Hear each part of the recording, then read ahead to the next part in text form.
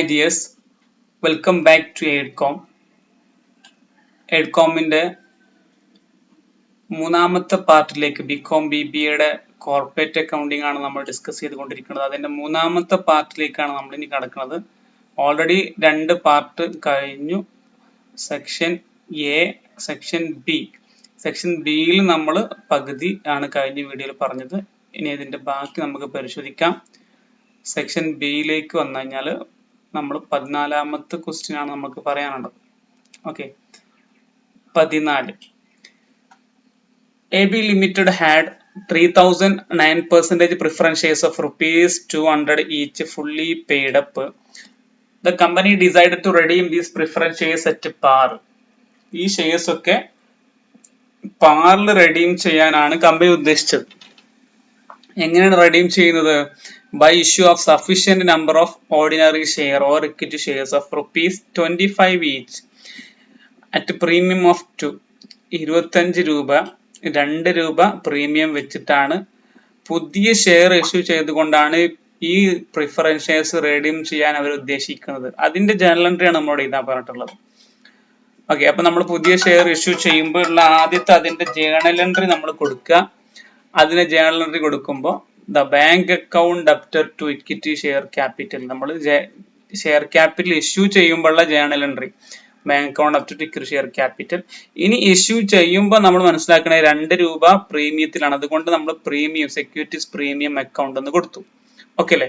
ഇതിന്റെ എമൗണ്ടിലാണ് നമ്മൾ ശ്രദ്ധിക്കേണ്ടത്. നമുക്കറിയാം ടോട്ടൽ ഷെയർ ക്യാപിറ്റൽ 3000 × 200, 3000 × 200, 6 ലക്ഷമാണ് വരിക. 6 ലക്ഷത്തിനാണ് നമ്മൾ പുതിയ ഷെയർ ഇഷ്യൂ ചെയ്യുന്നത്. അത് ഒന്നിന്റെ വില 25 പ്ലസ് പ്രീമിയം, ടോട്ടൽ 27 അല്ലെ? അപ്പൊ 6 ലക്ഷം ഡിവൈഡ് ബൈ 25 അടിക്കുക. അപ്പൊ നമുക്ക് എത്ര നമ്പർ ഓഫ് ഷെയർസ് കിട്ടും? 24,000 ആണ് നമ്പർ ഓഫ് ഷെയർസ്. അപ്പൊ equity share capital 24,000 × 25 face value കൊടുക്കുക. Then securities premium 24,000 × 2. ഓക്കെ, 24,000 കിട്ടിയത് 6 ലക്ഷം ഡിവൈഡ് ബൈ 25 കേട്ടോ. അങ്ങനെയാണ് കിട്ടുക. ഇത് രണ്ടും കൂടെ കൂട്ടിയിട്ട് എന്ത് ചെയ്യാം? ബാങ്ക് അക്കൗണ്ടിൽ എഴുതാം. ദെൻ നമ്മൾ നോർമലി റെഡീമബിൾ പ്രിഫറൻസ് ഷെയർസിന്റെ കേസ് നമ്മൾ റെഡീം ചെയ്യുമ്പോൾ എഴുതുന്നതാണ്. Redeemable preference share capital account up to preference shareholders due ആകുന്നു. Then preference shareholders account up to bank, അവർക്ക് എന്ത് ചെയ്യുന്നു? നമ്മൾ ആ ക്യാഷ് കൊടുക്കുന്നു. അങ്ങനെയുള്ള ജേർണൽ എൻട്രീസ്. ദെൻ മറ്റൊരു question, explain the conditions of issue of bonus share. Bonus ഷെയറിന്റെ കണ്ടീഷൻസ് എക്സ്പ്ലെയിൻ ചെയ്യാൻ പറഞ്ഞിട്ടുണ്ട്. ബോണസ് ഷെയർ ഇഷ്യൂ ചെയ്യുമ്പോൾ കണ്ടീഷൻസ് അല്ലെ, തിയറിയാണ്. The company articles of association must authorise to issue of bonus share. Articles of അസോസിയേഷനിൽ ഈ bonus ഷെയറെ കുറിച്ച് പറഞ്ഞിരിക്കണം. അതാണ് ഒന്ന്. മറ്റൊന്ന്, the issue must be recommended by the board of directors and approved by the shareholders in a general meeting. General meeting board of directors ന്റെ approved, അവരുടെ recommend ഒക്കെ വേണം. മറ്റൊന്ന്, the bonus shares can be issued only to existing shareholders holding fully paid up shares. fully paid up shareholdersനാണ് bonus shares issue ചെയ്യുക. ഇനി partly paid up ആണെങ്കിൽ അതിന് എന്ത് ചെയ്യണം? ഫുള്ളി പെയ്ഡ് അപ്പ് ആക്കണം എന്നും പറഞ്ഞിട്ടുണ്ട്. They cannot be issued out of revaluation reserve or unrealized gain.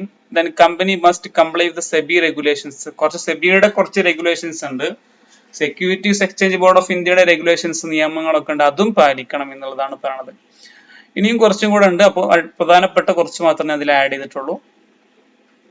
മറ്റൊരു question, Hindustan life insurance company limited prepared it's revenue account for the year 31st March 2026 and ascertained life assurance fund 56,70,000. It was found later on the following had been omitted from the accounts. അപ്പോൾ നമ്മൾ ആ insurance company എന്ന് പറയുന്ന ചാപ്റ്ററിലുള്ളതാണ്. അപ്പോൾ ഇവിടെ നമുക്ക് life assurance fund തന്നിട്ടുണ്ട് ക്വസ്റ്റ്യന്റെ തുടക്കത്തിൽ തന്നെ. ഇനി അതുമായി ബന്ധപ്പെട്ട കുറച്ച് ഇൻഫർമേഷൻസ് അവർ എഴുതാൻ മറന്നു പോയിട്ടുണ്ടെന്നുള്ളതാണ്, വിട്ടുപോയിട്ടുണ്ടെന്നുള്ളതാണ്. അപ്പൊ അതാണ് പറഞ്ഞത്. ഏതൊക്കെയാണുള്ളത്? Interest accrued on investment, then income tax liability, outstanding premium, bonus, claim covered under reinsurance. നമ്മളോട് ക്വസ്റ്റ്യൻ ചോദിച്ചിട്ടുള്ളത് what is the correct life assurance fund. Life assurance fund ഏതാണ്, എത്രയാണ് കറക്റ്റ് എന്നുള്ളതാണ്. അപ്പൊ ലൈഫ് അഷുറൻസ് ഫണ്ട് നമ്മൾ തയ്യാറാക്കണം. അപ്പൊ life assurance fund നമ്മൾ തയ്യാറാക്കുമ്പോൾ അതിൽ ലൈഫ് അഷുറൻസ് ഫണ്ട് ഫസ്റ്റ് കൊടുക്കുന്നു, എന്നിട്ട് നമ്മൾ 56,70,000 കൊടുക്കുന്നു. അതിനോട് കൂടെ കുറച്ച് ഐറ്റംസ് ആഡ് ചെയ്യാനും കുറച്ച് ഐറ്റംസ് ലെസ് ചെയ്യാനുണ്ട്. അപ്പൊ ഇതിൽ അതിനോട് കൂടെ ഈ പറഞ്ഞ ഐറ്റംസിൽ അതിനോട് കൂടെ കുറച്ച് ഐറ്റംസ് എന്ത് ചെയ്യേണ്ട ആഡ് ചെയ്യാനുണ്ട്, കുറച്ച് ഐറ്റംസ് ലെസ് ചെയ്യാനുണ്ട്. അത്രേ ഉള്ളൂ. അപ്പൊ മനസ്സിലാക്കുക, നമ്മൾ ആ ഫണ്ടിനെ നമ്മളെ കയ്യിലുള്ള ഫണ്ടാണ്. ഇപ്പൊ നമ്മൾ ഇൻഷുറൻസ് കമ്പനി നടത്താണ്, നമ്മൾ ഇൻഷുറൻസ് കമ്പനിയുടെ കയ്യിലുള്ള ഫണ്ടാണ്. ആ ഫണ്ടിനെ നമ്മൾക്ക് വർദ്ധിപ്പിക്കുന്ന എല്ലാം നമ്മൾ ആഡ് ചെയ്യാണ്. ആ ഫണ്ടിനെ കുറക്കുന്നതൊക്കെ നമ്മൾ എന്ത് ചെയ്യുന്നു, ലെസ് ചെയ്യുന്നു. അങ്ങനെ മനസ്സിലാക്കിയാൽ മതി. ആ ഫണ്ടിൽ എന്ത് സംഭവിക്കുന്നു എന്ന് മനസ്സിലാക്കിയാൽ മതി. അപ്പോ ഇനി അതിലെ നമുക്ക് ഓരോ ഐറ്റം പരിശോധിക്കാം. First, interest accrued on investment. ഇൻവെസ്റ്റിന്റെ മുകളിലെ ഇൻട്രസ്റ്റ് കിട്ടാനായിട്ടുണ്ട് 78,000. അത് കിട്ടാനായിട്ടുണ്ട് എന്നുള്ളതാണ് പറയണത്. അപ്പൊ നമുക്ക് മനസ്സിലാവും ഇത് കിട്ടാനുള്ളതാണ്, നമ്മളെ ഫണ്ടിലേക്കുള്ളതാണ്. സോ അത് നമ്മൾ ആഡ് കണ്ടോ, ഇൻട്രസ്റ്റ് അക്രൂഡ് ഓൺ ഇൻവെസ്റ്റ്മെന്റ് 78,000 നമ്മൾ ആഡ് ചെയ്തു. ഇനി ക്വസ്റ്റ്യനിലെ രണ്ടാമത്തെ ഐറ്റം ഔട്ട്സ്റ്റാൻഡിങ് പ്രീമിയം. അതിന് മുമ്പ് ഒരു ഐറ്റം കൂടെ ഉണ്ട് അല്ലെ, tax liability to be deducted estimated 21,000. Tax കൊടുക്കാനുണ്ട് 21,000 കൊടുക്കാനുണ്ട്, മനസ്സിലാക്കുക. അപ്പൊ നമ്മൾക്ക് അത് കുറക്കാനുള്ളതാണ്, കാരണം നമ്മളെ ഫണ്ടിൽ അത് ഉണ്ടാവില്ല. സോ അത് ലെസ് ചെയ്യാണ് ചെയ്യുക. Less income tax liability to be deducted 21,000. കണ്ടില്ലേ, ലെസ് ചെയ്യുന്നു. ദെൻ മറ്റൊന്ന് ക്വസ്റ്റ്യനിലുള്ള മറ്റൊരു ഐറ്റം, ഔട്ട്സ്റ്റാൻഡിങ് പ്രീമിയം. പ്രീമിയം കിട്ടാനുണ്ട്, കിട്ടിയിട്ടില്ല. പ്രീമിയം നോർമലി നമുക്ക് ഇങ്ങനെ കിട്ടണല്ലോ, നമ്മൾ ഇൻഷുറൻസ് കമ്പനിയുടെ പോയിന്റിൽ നിന്ന് ചിന്തിക്കണം. ഓക്കെ, അങ്ങനെ കിട്ടാനുണ്ട്, കിട്ടിയിട്ടില്ല എന്ന് പറയുന്നത് നമുക്ക് കിട്ടാനുള്ളതാണ്, നമ്മുടെ ഫണ്ടിലേക്ക് ആഡ് ആവാനുള്ളതാണ്. സോ ഔട്ട്സ്റ്റാൻഡിങ് പ്രീമിയം 65,600 നമ്മൾ കൊടുത്തു.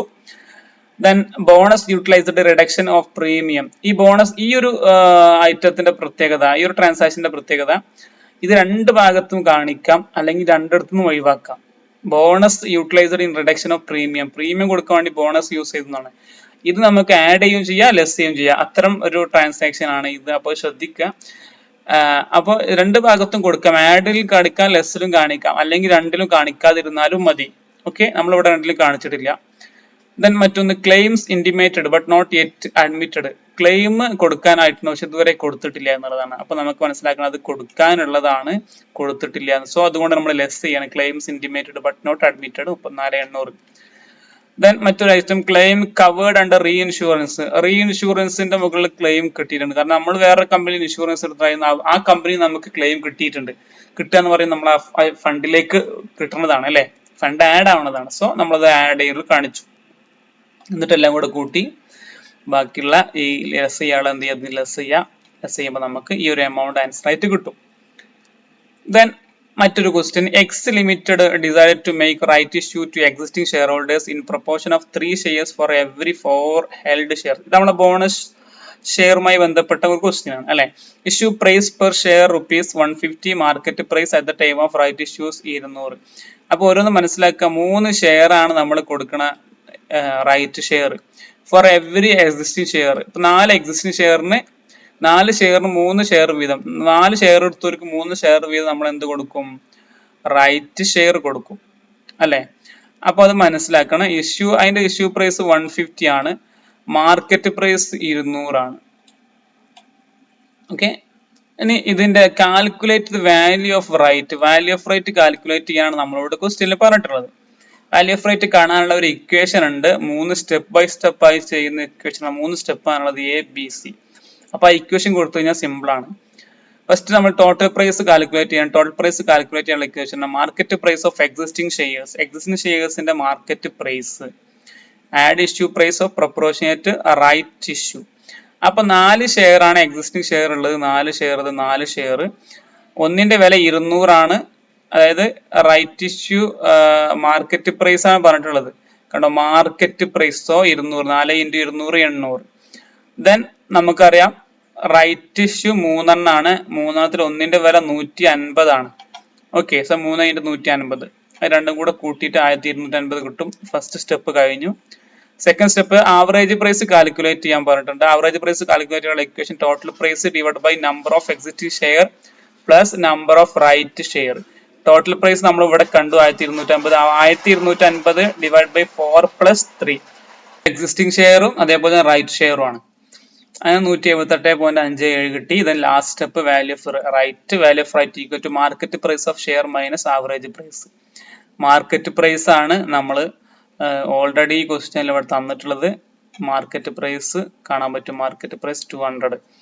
ദെൻ ആവറേജ് പിന്നെ ഏതാ പറഞ്ഞുള്ള market price minus average price നമ്മൾ കണ്ടു 178. അപ്പൊ 200 മൈനസ് 178 ദെൻ 21.43. ഇതാണ് വാല്യൂ ഓഫ് റൈറ്റ്.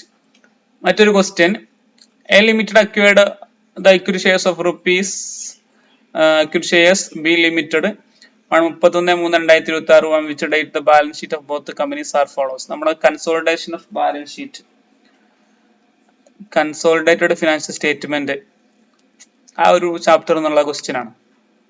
അപ്പൊ നമ്മൾ രണ്ട് എ ലിമിറ്റഡിന്റെയും ബി ലിമിറ്റഡിന്റെയും ബാലൻസ് ഷീറ്റ് തന്നിട്ടുണ്ട്. എ ലിമിറ്റഡ് ഫുൾ ആയിട്ട് അക്വയർ ചെയ്യാണ് ബി ലിമിറ്റഡിനെ. മനസ്സിലാക്കണം, എ ലിമിറ്റഡ് ഏറ്റെടുക്കാണ് ബി ലിമിറ്റഡിനെ. രണ്ടിന്റെയും ബാലൻസ് ഷീറ്റ് തന്നിട്ടുണ്ട്. എ ലിമിറ്റഡ് ബി ലിമിറ്റഡ് എന്തെല്ലാം തന്നിട്ടുണ്ട്. Investment in 50,000 shares of B limited. A ലിമിറ്റഡിന് ബി ലിമിറ്റഡിനുള്ള ഷെയർ എത്രയാണ്? 50,000 ആണ്. ടോട്ടൽ കൊടുത്തത് 8 ലക്ഷമാണ്. ദെൻ കറണ്ട് അസറ്റ് ക്വസ്റ്റ്യനിൽ തന്നിട്ടുണ്ട്. Total asset, equity and liability ഒക്കെ നമ്മുടെ ക്വസ്റ്റ്യൻ തന്നിട്ടുണ്ട്. ഇക്വിറ്റി ഷെയർസ് 7,50,000 ആണ്. 75,000 × 10 വെച്ചിട്ട്. Then equity shares of rupees 10 each, 10 വെച്ചിട്ട് വേറെ നമ്മളെ കമ്പനിയുടെ ബി ലിമിറ്റഡിന്റെ. ദെൻ റീറ്റെയിൻഡ് ഏർണിങ്സ് രണ്ടും തന്നിട്ടുണ്ട്. കറണ്ട് ലാബിലിറ്റിയും തന്നിട്ടുണ്ട്. നമ്മളോട് ക്വസ്റ്റ്യനിൽ prepare the consolidated balance sheet, consolidated balance sheet prepare ചെയ്യാൻ പറഞ്ഞിട്ടുള്ളത്. ഇതിൽ കൂടുതൽ അഡ്ജസ്റ്റ്മെന്റുകളൊന്നും ഇതിലില്ല. ഓക്കെ, അപ്പൊ അങ്ങനെ നമ്മൾ പ്രിപ്പയർ ചെയ്യാൻ നോക്കുക. നമുക്ക് ഫസ്റ്റ് ഓഫ് ഓൾ നമ്മൾ ആ വർക്കിംഗ് നോട്ടിലേക്ക് നോക്കുക. വർക്കിംഗ് നോട്ട് ഫസ്റ്റ് നമ്മൾ net asset, calculation of net asset acquired, എത്രയാണ് നെറ്റ് അസെറ്റ് അക്യൂർ ചെയ്തതെന്നുള്ളത്. അപ്പോൾ നെറ്റ് അസെറ്റ് അക്യൂർ ചെയ്യാന്ന് പറയുമ്പോൾ എ ലിമിറ്റഡ് ആണ് അക്യൂർ ചെയ്യുന്നത് ബി ലിമിറ്റഡിന്റെ. അപ്പൊ എത്രയാണ് അക്യൂർ ചെയ്യണതാണ് പറയുന്നത്. അക്യൂർ ചെയ്യണത് എത്രയാണ് ഇഷ്ടമായിട്ട് ഇവിടെ പറയുന്നുണ്ട്. കണ്ടോക്കിയ, ഇൻവെസ്റ്റ്മെന്റ് എന്ന് പറഞ്ഞിട്ട് നമ്മളിവിടെ 50,000 ഷെയർസ് ഓഫ് ബി ലിമിറ്റഡ് കണ്ട. ബി ലിമിറ്റഡിൽ 50,000 ആണ്. അപ്പൊ ആ 50,000 ഇൻറ്റു 10 അല്ലെ. സോ 50,000 ഇൻറ്റു 10 ആണ് 5 lakh. ദെൻ അതിനോട് കൂടെ തന്നെ ഇക്വിറ്റി ഷെയർസുമായി ബന്ധപ്പെട്ട ഒന്നാണ് റീറ്റെയിൻഡ് ഏർണിങ്സ്. ആ റീറ്റെയിൻഡ് ഏർണിങ്സ് ഏറ്റെടുക്കുന്നു. അപ്പൊ ഇവരുടെ ഈ 5 ലക്ഷവും അതേപോലെ തന്നെ ഈ 60,000. ഓക്കെ, അപ്പൊ ടോട്ടൽ 5,60,000 ആണ് അവർ ഏറ്റെടുക്കുന്നത്. ആര്? എ ഏറ്റെടുക്കുന്നത്. ഈ ഇക്വിറ്റി ഷെയറും ഈ റീറ്റെയിൻഡ് ഏർണിങ്സും. അങ്ങനെ അതാണ് നമ്മൾ ആ നെറ്റ് അസെറ്റ് അക്യൂർഡ് ആയിട്ട് നമ്മൾ കാണിക്കേണ്ടത്. പിന്നെ ഇനി അതിന്റെ ഗുഡ് വില്ല് കാണണം. ഗുഡ് വില്ല് കാണുമ്പോൾ കൺസിഡറേഷൻ ട്രാൻസ്ഫേർഡ് എത്രയാണ് കൊടുത്തത് നമുക്ക് നോക്കാം. കൺസിഡറേഷൻ, അതായത് ഈ ഒരു ഇത് ഏറ്റെടുക്കാൻ വേണ്ടി അവർ കൊടുത്ത എമൗണ്ട് ആണ് അസെറ്റ് എന്ന് പറഞ്ഞിട്ട് ഇവിടെ കാണിക്കുന്നത് 8 ലക്ഷം. കണ്ടില്ലേ? ഈ 50,000 × 10 ആണ് നമ്മൾ ഈ കാണുന്ന ഇത്. 8 ലക്ഷമാണ് അതിനെ അവർക്ക് കൊടുത്തത് നമ്മൾ. ഓക്കെ അല്ലേ? അപ്പൊ മനസ്സിലാക്കുക, 8 ലക്ഷം നെറ്റ് അസെറ്റ് അക്യൂർഡ് 5,60,000. 8 ലക്ഷം നമുക്ക് അവർ കൊടുത്തു. അവരേക്ക് എടുത്ത അസെറ്റ് ടോട്ടൽ എടുത്ത 5,60,000 ആണ്. ബാക്കിയുള്ളത് ഗുഡ് വിൽ ആയിട്ട് ട്രീറ്റ് ചെയ്യും. 2,40,000 ഗുഡ് വിൽ ആയിട്ട് ട്രീറ്റ് ചെയ്യും. അത്രയേ ഉള്ളൂ നമുക്ക് വർക്കിംഗ് നോട്ട് കാണാൻ. എന്നിട്ട് നമ്മൾ ജസ്റ്റ് എന്ത് ചെയ്യാ, നമ്മൾ കൺസോളിഡേറ്റഡ് ബാലൻസ് ഷീറ്റ് തയ്യാറാക്കാണ്. ഫസ്റ്റ് ഗുഡ് വില്ലിന് നമ്മൾ എന്ത് ചെയ്യാ, അസെറ്റിൽ ഗുഡ് വില്ല് ചെയ്താ വർക്കിംഗ് നോട്ടിൽ കണ്ടു 2,40,000. കറന്റ് അസെറ്റ് 4 ലക്ഷം 6 ലക്ഷം 10 ലക്ഷമാണ്. അത് നമ്മൾ ഒന്നുമില്ല, ഇവിടെ കറന്റ് അസെറ്റ് 4 ലക്ഷം 6 ലക്ഷം എൻ്റെയും ബിന്റെയും കൂടി കാണുക അല്ലെ. അത് രണ്ടും കൂടെ കൂട്ടിയിട്ട് കൊടുക്കുന്നു. 10 ലക്ഷം കൊടുത്തു, ടോട്ടൽ അസെറ്റ് കിട്ടി. ദെൻ ഇക്വിറ്റി ഷെയർ കാണുമ്പോൾ 75,000 equity shares of rupees 10 each 7,50,000. അപ്പൊ അത് ഇതാണ് ഇവിടെ കൊടുത്തുള്ളത്. ഇത് നമ്മൾ കൊടുക്കുക, നമ്മൾ ഓൾറെഡി നമ്മൾ ചെയ്ത് കഴിഞ്ഞു, അഡ്ജസ്റ്റ് ചെയ്ത് കഴിഞ്ഞു. ദെൻ മറ്റൊന്ന്, ഇതിന്റെ ഒരു കാര്യം പറയാനുള്ളത്, നെക്സ്റ്റ് ഒരു ട്രീറ്റ്മെന്റ് ആയിട്ടുള്ളത് റീറ്റെയിൻഡ് ഏർണിങ്സ് ആണ്. റീറ്റെയിൻഡ് ഏർണിങ്സ് 4 ലക്ഷമാണ് നമ്മൾ ഇവിടെ എടുത്തിട്ടുള്ളൂ. ഈ 4 ലക്ഷം ഇവിടെ എടുക്കാനുള്ള കാരണം 4 ലക്ഷം മാത്രമേ ഉള്ളൂ ഇവിടെ നമ്മൾ ഓൾറെഡി അത് അഡ്ജസ്റ്റ് ചെയ്തു അല്ലെ. ദെൻ കറണ്ട് ലാബിലിറ്റി 5 ലക്ഷം 50,000 40,000. കറണ്ട് ലാബിലിറ്റി എന്ത് ചെയ്യുക, 50,000 40,000 കൂട്ടിയിട്ട് കൊടുക്കുക, 90,000. അങ്ങനെയാണ് നമുക്ക് ടോട്ടൽ നമുക്ക് കിട്ടിയിട്ടുള്ളത്. ഓക്കെ, രണ്ട് ഭാഗവും ഈക്വൽ ആവണം. ദെൻ മറ്റൊന്ന്, അപ്പോൾ ഇനി സെക്ഷൻ സിയിലേക്ക് കിടക്കുകയാണ് നമ്മൾ. Last session. Answer any one question, the question carry 10 mark. ഏതെങ്കിലും ഒരു ക്വസ്റ്റ്യൻ ആൻസർ ചെയ്യുക. ഒരു ക്വസ്റ്റ്യന്റെ ആൻസർ ചെയ്യുമ്പോൾ അതിനൊരു 10 മാർക്ക് കിട്ടും. 2 ക്വസ്റ്റ്യൻ ഉണ്ടാവും. Okay. Savera Limited issued 8,000 debentures at rupees 100 each at rupees 110, payable as follows. Application 25, allotment 40. അതിനോട് കൂടിയാണ് ഈ പ്രീമിയം ഉള്ളത്. ഈ 10 രൂപ പ്രീമിയം ഉള്ളത് ഈ അലോട്ട്മെന്റിനോട് കൂടെയാണ്, ഇതിന് ഇൻക്ലൂഡ് ആവുന്നുണ്ട് എന്നാ പറയണത്. ഫസ്റ്റ് കോള് 20, ഫൈനൽ കോള് 25 അല്ലേ?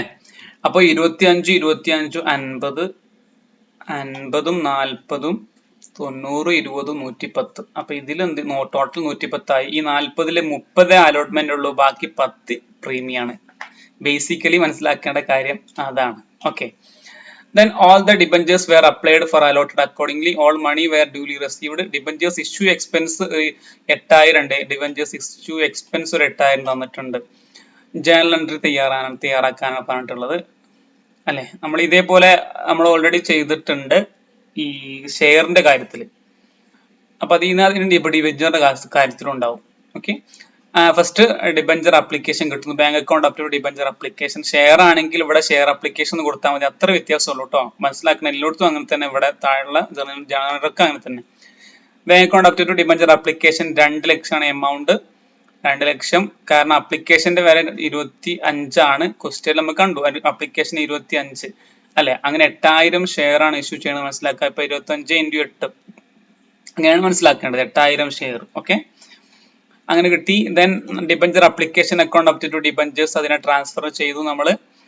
ദെൻ അലോട്ട്മെന്റ് കിട്ടാനായി ഡ്യൂ ആ journal entry. Debenture allotment account up to debentures account. Allotment due ആവുന്ന ജേണൽ എൻട്രി ആണ്.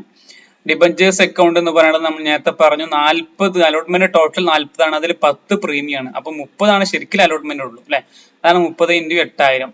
ദെൻ 10 × 8000 പ്രീമിയം നമ്മൾ കൊടുത്തു അല്ലെ? ഇത് രണ്ടും കൂടെ കൂട്ടിയിട്ട് നമ്മൾ എന്ത് ചെയ്യുന്നു?